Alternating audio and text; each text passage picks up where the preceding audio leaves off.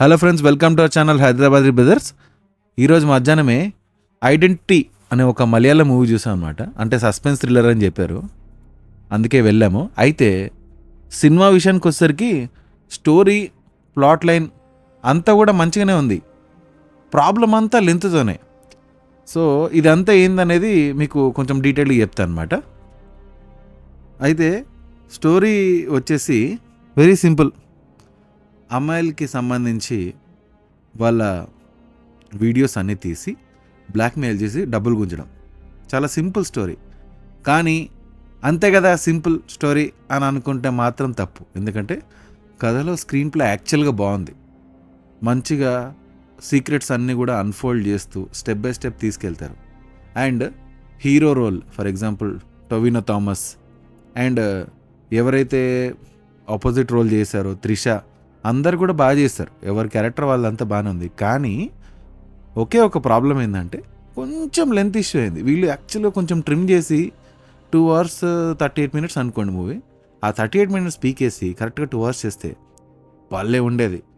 అప్పటికైనా సరే చాలామంది ట్విస్ట్లు ఎంజాయ్ చేస్తారు, అట్లేం లేదు. కాకపోతే కొంచెం నా పరంగా ఒక 20-25 minutes అయితే ఎక్కువైపోయింది అనమాట స్టోరీ. అండ్ ఇంత సింపుల్ స్టోరీ చెప్పేశాను, తర్వాత ఏముంటుంది అనుకోకండి. మిగిలిందంతా చెప్తే మీకు యాక్చువల్గా చూడాలని ఆతృత పోతుంది. అండ్ చాలా సర్ప్రైజ్ ఎలిమెంట్స్ ఉన్నాయి, సస్పెన్స్ కూడా ఉంది. అండ్ ఎస్పెషల్లీ త్రిష క్యారెక్టర్తో ఏం లింక్ ఉంటుంది అనే దాని మీద కొంచెం డిస్క్రిప్షన్ కూడా ఇస్తారనమాట. ఆ డిస్క్రిప్షన్ కొంచెం కట్ చేయాల్సిందే, అదొక దగ్గర ల్యాగ్ అనిపిస్తుంది.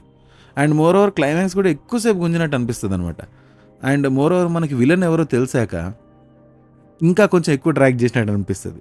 ఇంకేంటి ఎండ్ అవ్వట్లేదన్న ఫీలింగ్ వస్తుంది అనమాట. కానీ ఒక 2-3 ఇంట్రెస్టింగ్ ఎలిమెంట్స్ మాత్రం మూవీలో ఉన్నాయి. ఫర్ ఎగ్జాంపుల్ ఇంటర్వెల్ బ్లాక్ బాగుంటుంది.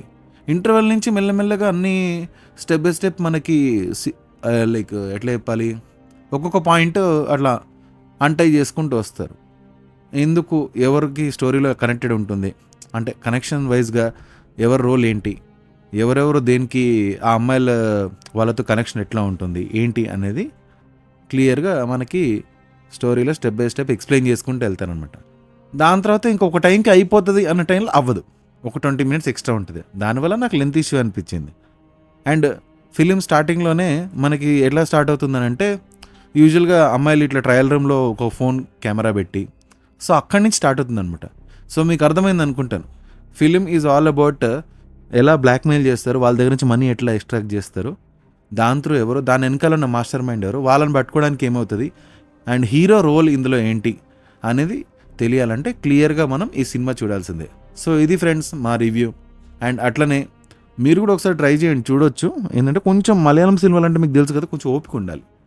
కొంచెం వాళ్ళు విడమర్చి అంతా కూడా స్క్రీన్ ప్లే కొంచెం ట్రాక్ చేసి చెప్తారు. యూజువల్గా మలయాళం పిక్చర్స్ రెగ్యులర్గా చూసే వాళ్ళందరికీ అది అలవాటు అయిపోతుంది. బట్ తెలుగు వాళ్ళు ఎవరైనా ట్రై చేయాలనుకుంటే మాత్రం ఇది ఫిలిం యాజ్ ఆఫ్ నో మలయాళంలో మాత్రమే ఉంది, సబ్ టైటిల్స్తోనే చూడాలి. మేము కూడా అట్లనే చూస్తాము. కొంచెం ఓపిక బట్టి చూస్తే మాత్రం మీకు ఒక డిఫరెంట్ స్టోరీ చూసినట్టు ఉంటుంది, different screen play. And Tovino Thomas చాలా బాగా చేశాడు అనమాట. అండ్ విలన్ కూడా బాగా చేస్తాడు. సో ఇది మా రివ్యూ, ఒకసారి అయితే చూడొచ్చు. అండ్ అలానే ఇంకేదైనా సినిమాలు ఏమైనా మమ్మల్ని ట్రై చేయమంటే చూడడానికి మేము చూసి చెప్తాము. అంతే, ఇక రివ్యూ అయిపోయింది. లైక్, షేరు, సబ్స్క్రైబ్ కొట్టి జరా మీ ఫ్రెండ్స్ కూడా కొట్టిపోయారు. సరేనా? బాయ్.